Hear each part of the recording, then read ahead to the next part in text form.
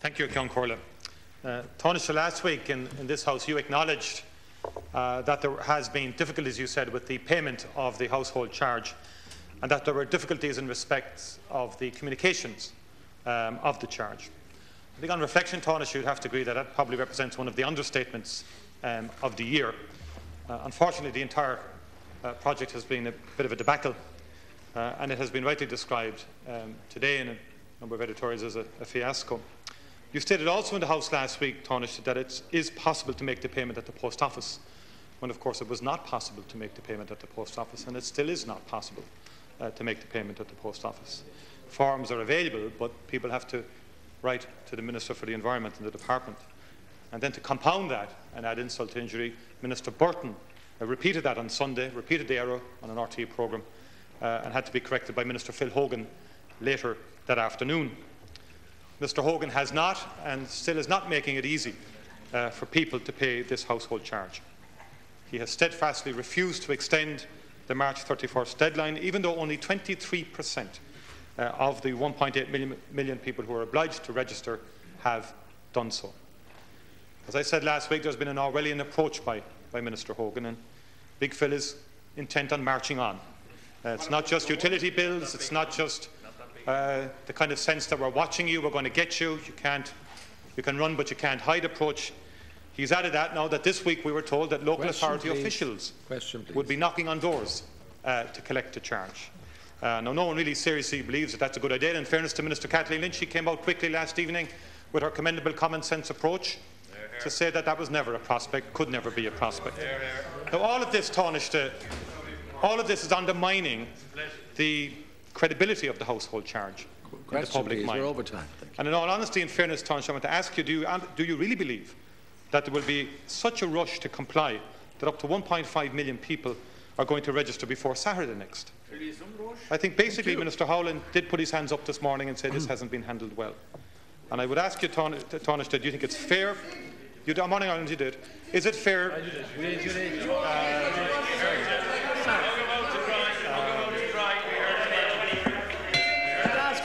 To speak through the chair, please. Thank you. Is it fair, Taoiseach? You're over time, Deputy. Please. Thank you. Is it fair, Taoiseach, that, for example, fines will now automatically apply to those who do not pay the charge by March 31st? Thank you. Even though they've yet to receive a leaflet explaining how to pay for it, and Labour ministers agree that it has been badly handled. Thank you. Will you reconsider, and will you ensure and announce to and confirm to the House that there will be an extension in terms of the charge itself, the household charge, and the time for which people have to pay it? Honestly. Well, I doubt if at this stage there is anybody in the country who doesn't know about the household charge and about the fact that it has to be paid by the 31st of March. When the household charge was introduced, the deadline that was set for the payment of the household charge was the 31st of March, and that remains the deadline. The charge can be paid online at householdcharge.ie. It can also be paid by post to Post Office Box number 12168. It can also be paid through the local authority, and the Minister for the Environment has asked local authorities to extend the range of offices at which the household charge can be paid. It can be paid by getting the forms in the post office and paid through postal order or through other means by forwarding it from the post office. And I think at this stage, I think it's important that there isn't any kind of misinformation or any confusion for the public. The household charge is payable. It's payable by the 31st of March. I think that there has been quite a degree of public consciousness about the household charge over the course of the past couple of weeks. And I think at this stage, I think the best advice that any member of this House can give to a member of the public is that it is liable, it is due, and that it has to be paid. Thank you. Deputy Martin. So the question, the thing has not been handled well. I mean, for the simple, basic thing, people would love to go up to the post office and pay it. A lot of people can't pay online. Some people are being penalised because they can't pay online. as we heard this morning. I think you should have broadened the exemptions from the beginning, actually. As we propose, and we put forward a number of amendments in terms of welfare recipients, in terms of those in mortgage arrears, in particular, and people in significant difficulties. I think you should have broadened the exemptions. But the bottom line is this, that this has not been well handled. You may talk about it being in the public consciousness, but people have not been well informed. Leaflets are still coming in the door. Question, please, in the last week leading up to the deadline. They're still coming in the door. So there clearly hasn't been a proactive, energetic, committed campaign by the government to communicate to the people and to get an effective response to the living. It's a supplementary question. Now, last evening, Ursula Halligan on TV3 reported that she was being briefed by very authoritative Fine Gael ministers. Sorry, Deputy. There would be. Would you please put a supplementary question? It may not be announced, we were told, but that it would kind of seep into the public sort of consciousness again. That somehow we'll discover. Deputy, I'd have to ask you, would you adhere to the chair, please? You're over time, and will you put your question? Is that the case? Are you aware that ministers are briefing RT journalists and TV3, senior political correspondents, who would have their sources, because you've been very good at spinning, you've been very good at media management, and I suspect this is another clever game at media management and so on like that. So, if you're not prepared to admit today, is it your view, or has it been discussed at Cabinet, that an extension to the deadline is now being contemplated? And do you honestly think it's fair? Sorry, Deputy, would you please put your supplementary question? You're over time. Despite your acknowledgement and the acknowledgement of many of your ministers of the bungled nature of the operation of this household charge. Thank you. September. Well, as Deputy Martin has said, I did acknowledge here last week, and I do so again, that there have been difficulties in people making arrangements to pay the charge. I think it also has to be said that nobody likes paying a tax or a charge, and particularly where something new is being introduced. And in this case, this charge has been introduced because, as you know, Deputy Martin, the agreement which your own government made with the Troika provided for the introduction of a property tax in 2012. It wouldn't have been possible to introduce a property tax in 2012 because there's preparatory work that has to be done for that to establish the basis on which a property tax is to be charged. The government's intention is that this household charge will be replaced by a property tax. In the meantime, it does have to be paid. The deadline that has been set is the 31st of March. That deadline has not been changed, and I think the best advice that anybody can give to households, the best advice that anybody can give to households at this stage is that the charge has to be paid and the deadline is the 31st of March. Thank you, Tánaiste. Deputy Gerry Adams. You have 2 minutes, Deputy. Thank you. You have 2 minutes. Thank you.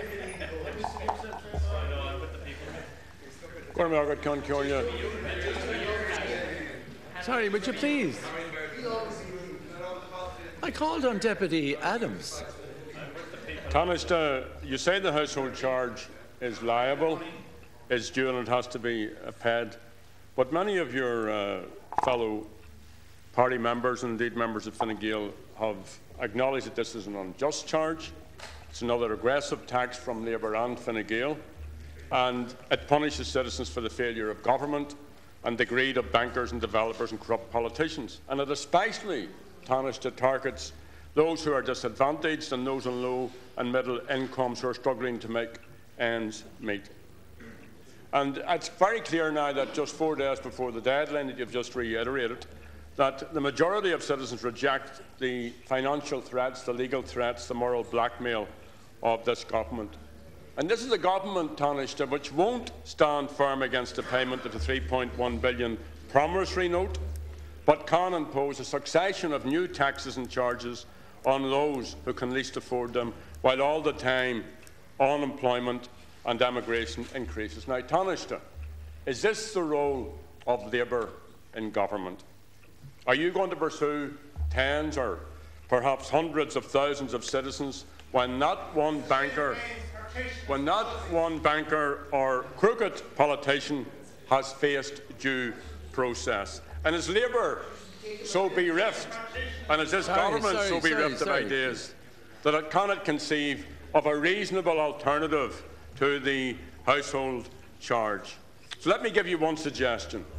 abandon the household charge and introduce a cap on wages in the public sector at 100,000. That would raise 265 million, 100 million more than envisaged by the household charge. Thank you. Taoiseach.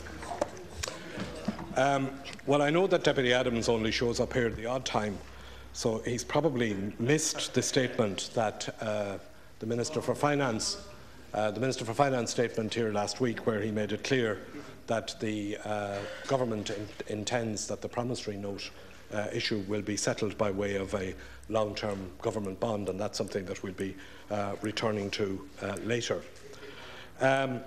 Deputy Adams describes the household charge as unfair. Not quite as unfair as the household charge that your own party administers in Northern Ireland. The average Northern Ireland annual household charge is £1,259 sterling. Sterling. How much do you pay yourself, Jerry? Sterling. How much do you pay yourself? Tell us. And in the Stand up and tell us how much do you pay yourself for the Sorry, house. through the chair. and that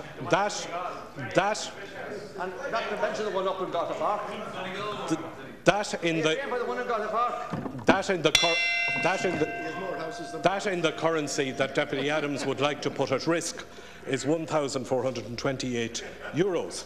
And it was increased indeed, Deputy Adams, by 2.5% by your own colleagues in the budget that was voted through. And in February 2012, Deputy Adams, February of this year, Deputy Adams, I see that there was another round of increases, some of them as high as 5.9%. So, Deputy Adams, That's another country. Deputy Adams, you're very quick to draw attention to what my party colleagues have had to say about the household charge. When your party colleagues bring the charge in Northern Ireland down to the level that it is in this state, then you can come in here and feel free to accuse us of being unfair. That's the Queen. Deputy Adams, 1 minute, thank you. Well, I see you totally avoided the question. Absolutely. And also, in terms of the Thank you. in terms of the promissory note, I mean, you're going to pay the promissory note. It might take longer, but you're going to pay it because you haven't got the wherewithal to stand up for it. Now, also, you know all about currency, Taoiseach. You know all about publishing currency, printing currency, and so on and so forth. So, and in terms of the North, in terms of the North, your newfound interest in the North, and you know that you're not comparing like with like, but it would be a great boost to citizens there. You'd be better dealing, Taoiseach, with issues you might know something about. For example, breaches of government policy by the government. Taoiseach, you may have noticed that... Sorry, he may have noticed nothing. This is a supplementary question. Well, would you please put it? You have 1 minute and you have just 2 seconds left. Thank you. Well, Gora Margaret, Thank you. to answer the deputy's Not here for statements. well, according to the outgoing HSE head of Human Resources, up to 500 hospital consultants are earning substantially more than the 200,000 pay ceiling your government imposed last year for public service charges. Deputy, I'd ask you to cooperate. And some senior doctors take home as much as €400,000 of taxpayers' money. So, Taoiseach, what do you, or Taoiseach, I know you wanted to be Taoiseach, but the people had a different view. What are you going to do about this? Would you apply government policy? Sorry, stated that's a different policy question of this altogether. Would you and please? you will save over 50 million a year.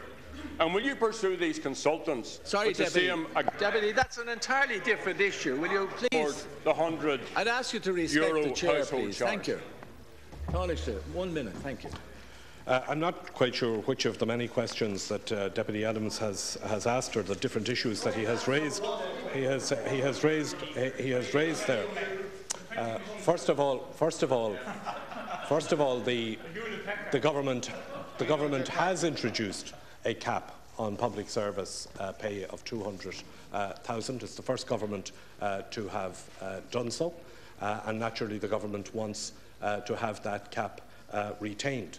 The issue of the household charge, as I've said previously, the household charge, and nobody nobody likes paying taxes and nobody likes paying new taxes. The household charge had to be introduced because the previous government gave a commitment that it would introduce a property tax in 2012. No, hold on a second now. Thank you. The household charge has been introduced by the government as an interim measure, Deputy Adams. It will be replaced by a property tax. The government is working on its proposals for the property tax about how it will be calculated, what sizes of property, what kind of arrangements in relation to ability to pay and so on. What I would be very interested to hear, at some stage when you get round to it, is what are Sinn Féin's proposals in relation to a property tax. Do you agree with the introduction of a property tax? If you do agree with the introduction of a property tax, what level should it be set at? It would be useful for you to, and useful for the House and for recent debate here, for you to put on the table here at some stage where exactly you stand on the issue of property tax. And while you're at it, by the way, while you're at it, you might also tell us where exactly do you stand in relation to advising people whether or not they should pay the household charge? There's a considerable degree of ambiguity in Sinn Féin's position on this. One day you're running with the hounds and chasing with running with the hare and chasing with the hounds as to whether to advise people to pay it or not to pay it. What are you saying to people when somebody comes into your clinic and says, Deputy Adams, should I pay this charge or shouldn't I pay it? What's the answer that you're giving them? Thank you. Could I please, when you give the others a chance, I'd ask both sides of the House, please, to respect the time limits set by the House here. I'm only applying those limits. Deputy Higgins, you have 2 minutes. Thank you. Tánaiste, do you understand that the conclusion of the Planning Tribunal, which found that, quote, corruption in Irish political life was both endemic and systemic, unquote, has enormously increased the anger and sense of aggrievement of the vast majority of ordinary decent people in this country? But are you aware that it has enormously strengthened the boycott of the regressive household tax this week?